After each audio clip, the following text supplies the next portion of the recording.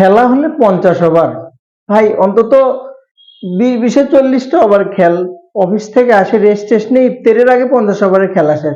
একটু ইফতার পর আসে রেস্ট টেস্ট নিয়ে ইফতার করে একটু রিল্যাক্সে বাংলাদেশের খেলা দেখবো। এতদিন পর ওয়ানডে খেলা, কত সুন্দর খেলা, একটু মানে মন মানসিকতা সব শেষ।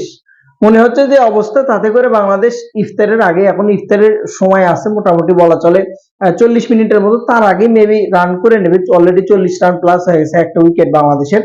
তো এইরকম খেলা যদি পাকিস্তান দেওয়ার দরকার ছিল, তো আসারই দরকার ছিল না, আগে থেকে বলতেই পারতো এরকম একটা খেলা দিবে।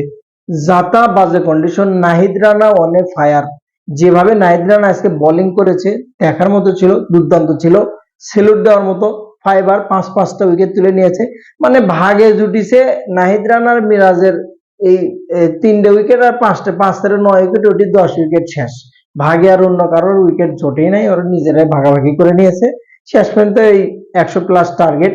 বাংলাদেশ মনে হচ্ছে ইফতারের আগে খেলা শেষ। তো ইফতারের আগে খেলা শেষ হবে, এই জিনিসটা আগে বললেই তো হতে পারতো, তাই না? সময়টা কাটছে না।